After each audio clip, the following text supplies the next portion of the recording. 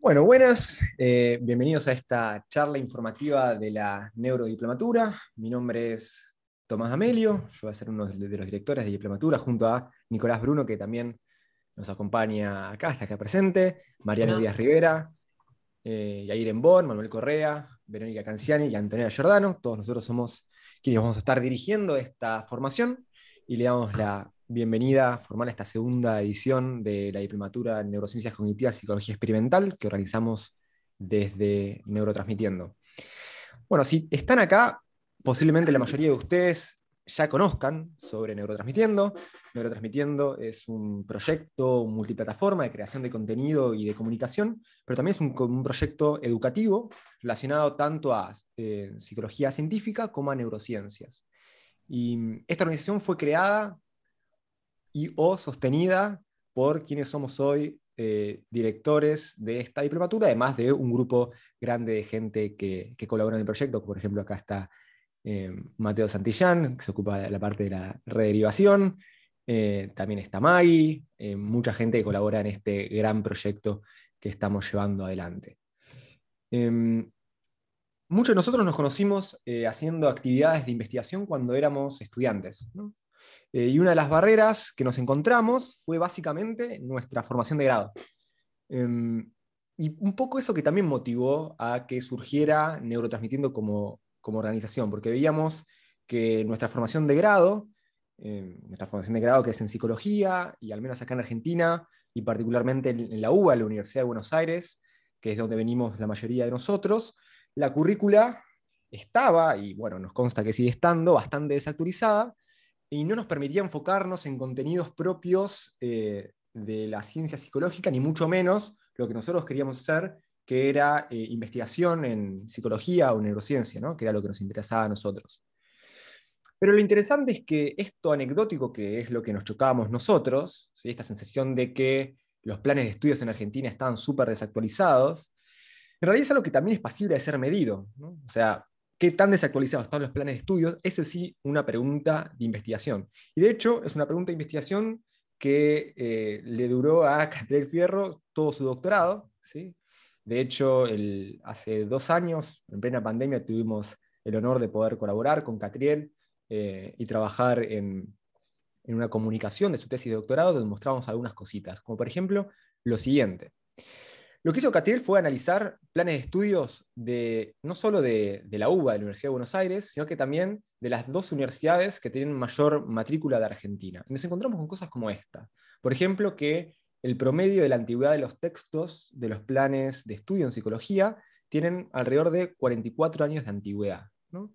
Eso hace pensar un poco en la desactualización de los planes de estudio, pero la cosa se empieza a complicar un poquito más si vemos la representatividad que tienen las distintas corrientes teóricas en estos planes de estudio, ¿no? Pues si vemos la primera fila, podemos ver que si la cámara me acompaña, y me refiero al láser, eh, los textos, la bibliografía psicoanalítica ocupa el 56% de las currículas, de la bibliografía dentro de una currícula, y esto significa que de 10 textos que leemos, 5 o 6 son psicoanalíticos, mientras que uno, ¿sí?, de cada 10 sería con una orientación cognitiva, y eso que está una de las corrientes que casi que está más arriba en el ranking este. Y uno tendería a pensar, ¿sí?, que, bueno, esto era antes, ¿no? Y ahora estamos viendo un cambio y las cosas están mejorando. Y esto parecería no ser tan así. O sea, a pesar de que estamos viendo un cambio, parecería que el cambio está yendo como para un lado un poquito peor, como que estaría agrandando aún más la mecha. O sea, por ejemplo, si comparamos los datos de la tesis de Catriel, que son los de 2018, con datos previos que habíamos tenido en el 2000, ¿sí?, una investigación anterior, la proporción de textos psicoanalíticos, por ejemplo, subió un 10%. Es decir, que habría menor diversidad teórica de lo que había hace 18 años en las facultades de Argentina, ¿sí? Y hablo de Argentina, pero es una cuestión que, al menos lo que sostiene, es que se representa también en otros países de la región. Y acá llegamos a un punto fundamental, que es el gráfico que estoy mostrando ahora, que es la presencia de artículos científicos en los planes de estudio, ¿sí? Los artículos científicos, como posiblemente ya sepan ustedes, tienen características particulares que lo vuelven un material bibliográfico de mayor nivel, por ejemplo, que son revisados por pares, pero sin embargo, cuando vemos la cantidad de papers, de artículos científicos que hay en las currículas de psicología, son bastante bajos, ¿sí? 3 de cada 100 textos en promedio son papers, lo que nos hace pensar o la posibilidad de preguntarnos, ¿y el resto qué son? ¿No? Y bueno, van a tener libros de los autores mismos que pagan una editorial y lo publican, y cosas por el estilo, pero no son papers o material revisado por pares. De esta forma queda claro cómo la formación científica en las facultades de psicología, al menos en Argentina, aunque bueno, nos consta que es un poco así en el resto de la región, se hace un poquito cuesta arriba, ¿no? Y esto hizo que muchos de nosotros empecemos a buscar propuestas formativas en distintos lados. El problema con el que nos topábamos un poco todos nosotros, con Nico, con Mateo que también está acá, con Yair, Mariano, todos nosotros, lo que empezamos a darnos cuenta es que buscábamos un poco cursos por distintos lados, por distintas facultades que encontrábamos, nos los íbamos pasando, casi contrabandeando esos cursos, y medio que no iban bien a lo que nosotros queríamos, ¿sí? Sino que medio que hacemos un saltimbanqui entre las distintas propuestas que encontrábamos en distintos lados. Pero no abordaban directamente lo que nosotros queríamos, que es hacer investigación en neurociencias cognitivas y psicología experimental. Entonces, lo que hicimos nosotros, o lo que queremos hacer nosotros a partir de esta diplomatura, es hacer frente a este interés, crear una formación específicamente en neurociencias cognitivas y psicología experimental, con una orientación específica que sea en investigación.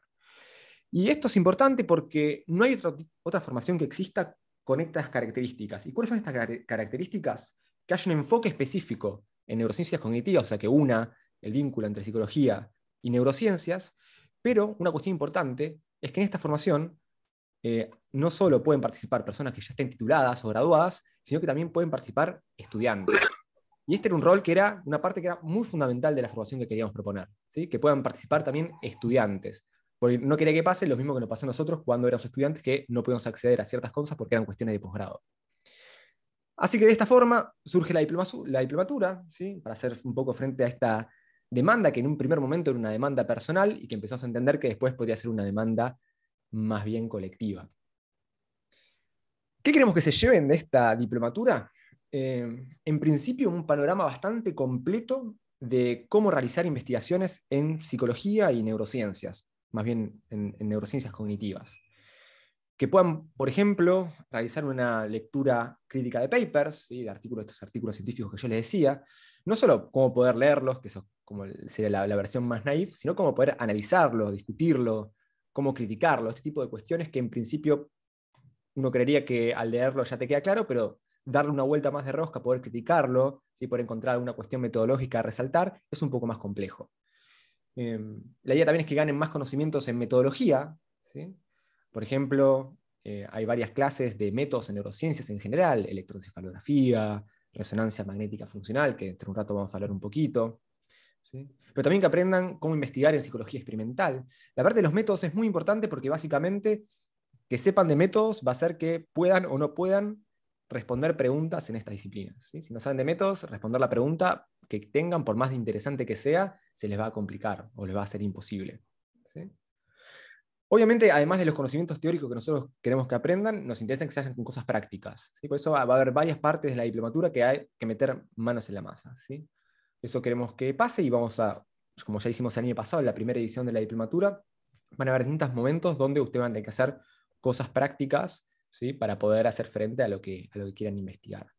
Y por último, lo que queremos que se lleven como una de las partes más importantes, que muchas veces quedan como las partes blandas de las formaciones, es el intercambio con pares y con nosotros, ¿sí? Como saben, las ciencias en grupo, es muy importante que hagan vínculos entre ustedes y con nosotros, ¿sí? Porque en definitiva eso va a terminar dependiendo que hagan que entren o no entren en un laburo, a un grupo de investigación, o a un determinado lugar al que quieran acceder. Entonces, si bien esa parte como generalmente queda como la parte blanda, que sí se da por establecido, es una parte que queremos focalizar también, ¿sí?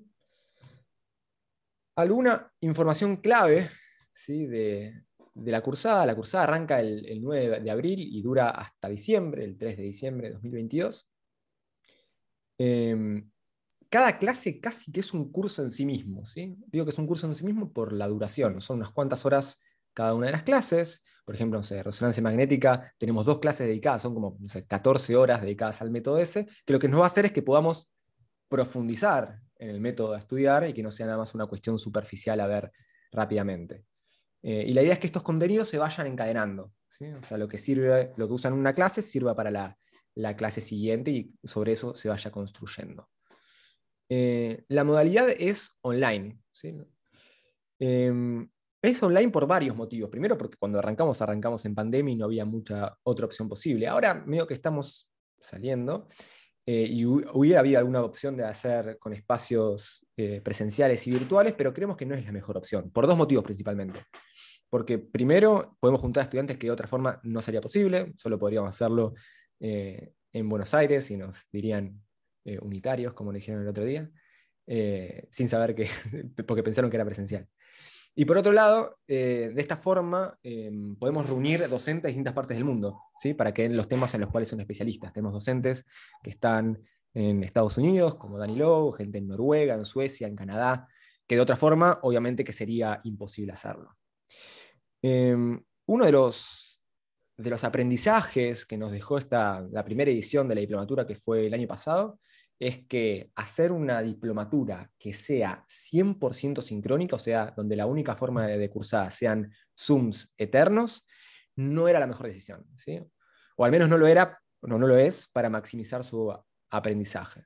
Entonces, lo que pensamos para esta segunda edición de la diplomatura es hacer una modalidad que reúna espacios sincrónicos y espacios asincrónicos. ¿Qué significa esto? Lo que planteamos para esta edición de la diplomatura es tener clases teóricas, que son clases grabadas por los mismos docentes, que las graban para la diplomatura específicamente, que es la parte más teórica, condensada de las clases en sí, y que después hayan espacios sincrónicos de Zoom, quincenales, ¿sí? Los días sábados, en los cuales nos juntemos, sobre todo a dos cosas. Por un lado, hacer actividades más prácticas, o sea, en base a lo que se vio en la clase teórica, por hacer algún tipo de ejercicio, alguna práctica durante la clase, y también donde obviamente puedan despejar dudas, consultas y tengan intercambio con los docentes, donde, bueno, se dé lo que decía antes, que es el intercambio entre ustedes y con nosotros, ¿no? La idea es que un poco haciendo eso podemos tener lo bueno de juntarnos y hacer cosas en el lugar, en la clase, pero al mismo tiempo no saturarnos con Zooms eternos que en definitiva no terminaban haciendo bien a nadie. Bien. Todo esto, ¿sí? Una de las cosas que posiblemente nos pone más orgullosos de esta segunda edición de la diplomatura es que vamos a tener una plataforma online para gestionar toda la cursada, ¿sí? Entonces, a través de esta plataforma se van a subir clase a clase los contenidos que vayan dando los docentes, y también a partir de esta plataforma se van a poder acceder a los Zooms, se van a anunciar las tareas y cualquier otro aviso que tengamos. En esta plataforma se está trabajando activamente un equipo de plataforma y de UX para mejorar la experiencia de cursada en la plataforma. Así que bueno, estamos ansiosos de que las próximas semanas podamos mostrar un poquito más de qué se trata todo esto. En lo personal, sí tengo que decir que es lo mejor que tiene la formación, y siendo completamente sincero, es en el plantel docente que supimos conseguir. Por ejemplo, tenemos a Dani Lowe, que es estudiante de doctorado, en un doctorado conjunto entre Harvard y MIT, que es un excelente docente de Machine Learning, que va a estar dando esa clase hasta el final de la diplomatura. La tenemos a Mariana Bendersky.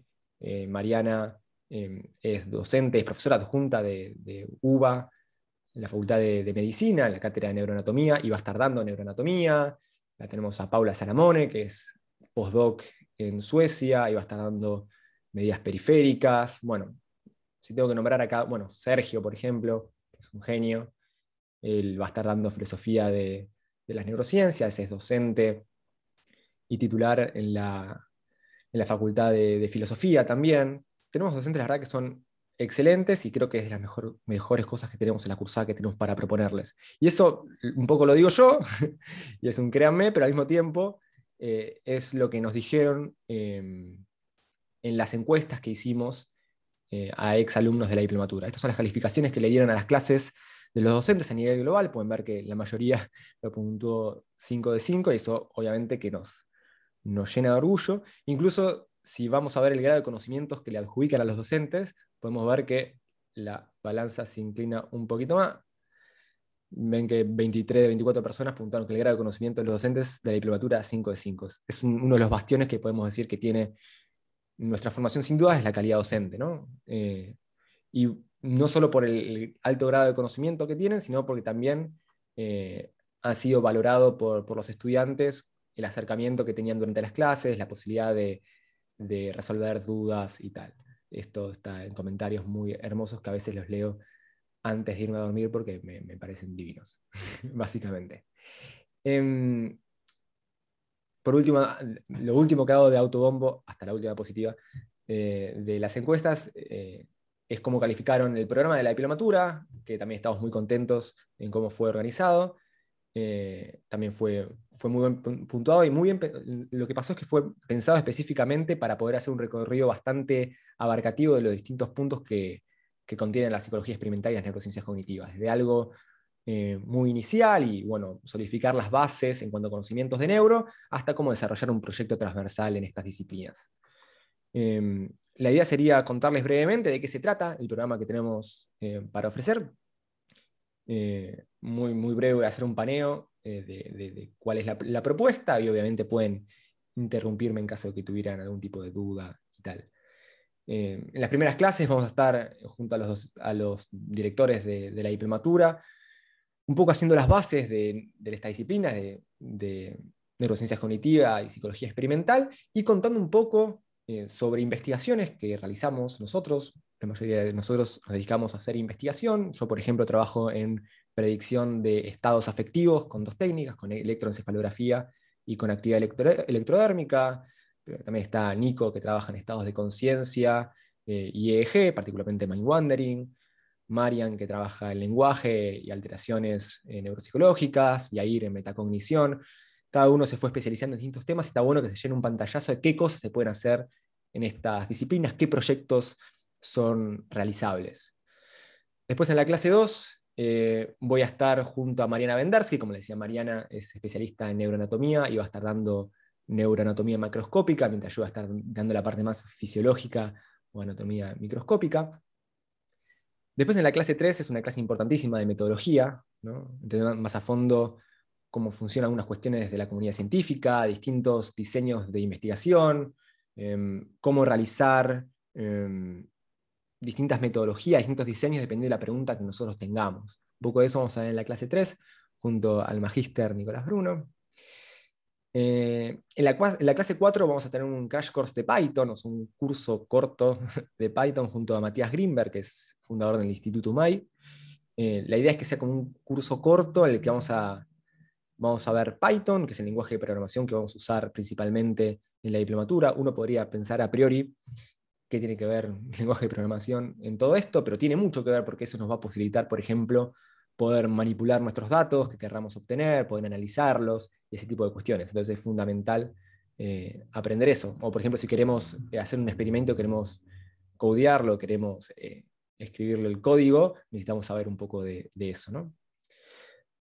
La clase 5 y 6 son de estadística. La clase 5 va a estar Camila Cremades. Camila es docente de estadística en la UBA. La idea es que ahí se vean las bases de estadística descriptiva e inferencial, las bases más teóricas, aunque posiblemente algo de código también haya ahí. Pero después la implementación concreta se va a ver con Joaquín Menéndez, en la segunda parte, esto que es análisis de datos en Python. Joaquín es magíster en Data Science por la Universidad de Duke, sabe un montón de ciencia de datos, así que aprovechenlo mucho. La idea es que acá eh, se puede un poco usar lo que se aprendió en el curso de Python con Mati Grimberg en la clase 4 y lo que aprendieron en la clase 5 de estadística con Cami en una cuestión más aplicada de cómo analizar los datos que ustedes tienen. Esa es un poco la idea de la clase 6.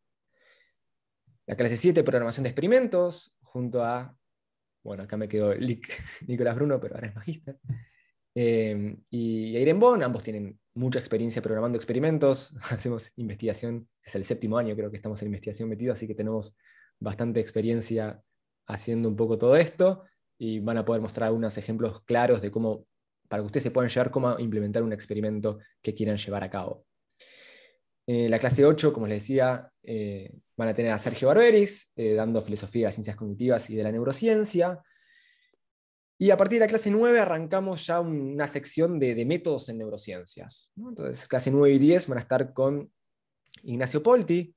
Ignacio estuvo trabajando con estas técnicas, particularmente en magnetoencefalografía, en su estancia en París, mientras hacía su máster en ciencias cognitivas, y aprendió un montón de esa técnica, además de obviamente ya tener conocimiento teórico, así que ahí van a tener 2 clases dedicadas a este método. Hoy Nacho, como dato de color, está trabajando en el laboratorio de los Moser, que son una ex pareja, premios Nobel de fisiología, por el descubrimiento de las play cells, que son neuronas que disparan, bueno, está relacionada a la representación del espacio, representación cognitiva del espacio. Seguro que tiene muchas cosas interesantes para contarnos en relación a eso en su clase. Siguiendo con la parte de métodos, después tenemos 2 clases junto a Indira de resonancia magnética funcional, lo mismo para que se vea bien a fondo esta técnica. Después quedan 2 clases más de técnicas. Una que es la clase 13 de estimulación transcranial y eye tracking, junto a Nicolás Bruno, que volvió a ser magíster ahora, y Manu. Ambos trabajan con esas técnicas. En realidad, Nico, bueno, estimulación transcranial forma parte de su plan de doctorado. Entiendo que este año le estará metiendo a eso. Seguramente ya para agosto podrá contarnos algunas cositas.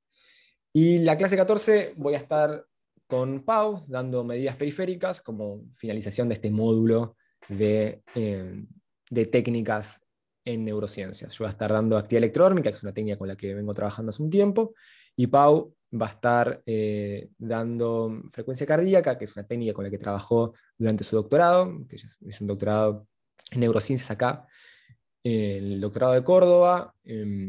Estoy trabajando en interocepción y ahora está haciendo un postdoc en Suecia, un poco continuando con esa línea.